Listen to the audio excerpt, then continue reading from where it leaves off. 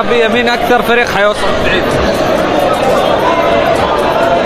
ولا فريق.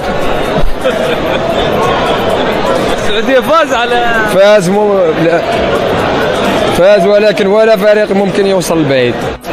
اقل شيء كما يقولوا ما يفوت دور المجموعه. فريق عربي ولا فريق عربي. شوفوا مشجع جزائري وقاعد وسط المغاربه وهم في لقاء تلفزيوني وعمال يرفع علم الجزائر وبيغطيه على علم المغرب. الحقيقه والله هم المغاربه محترمين جدا. في الفيديو دوت هتلاقي ان الشعب المغربي اخده على قد عقله وجاب العلم بتاعه وحطه تحت العلم المغربي، ولكن هو راسه ألف سيف لازم يحط الشعار الجزائري فوق المغرب. هل لهذه الدرجه بقيتوا بتشعروا بالامان وسط المغاربه؟ اي تجمع للشعب المغربي او مغاربه كده مع بعضيهم لازم تلاقي جواهم مندسين جزائريين قاعدين معاهم وكمان بيشكسوه. المشكله بقى ان هم فاكرين ان هم بالطريقه ديت انت كده بقى حلو خطفتوا الاضواء، زي حساب ياسين الجزائري اللي كتب خطفنا الاضواء من البوسبريين والعرب والافارقه، مشاركه يا حاضرون غائبون. حساب اخر لشخص خليجي بيتضامن مع المغاربه وبيقول لهم الجزائريين دول قلوبهم سودة اكثر من لون بشرة جسامة. شفتوا للدرجات دي اصبحت كل الشعوب بتتضامن مع المغاربة وبيقولوا لهم الله يكون في عونكم حرفيا. وبصراحة يعني والله هو الشعب المغربي فعلا قلبه طيب انه متحمل هذا المستفز، يعني واقف جنبيهم بالزليج المغربي وعلى انه هو ده زليج جزائري،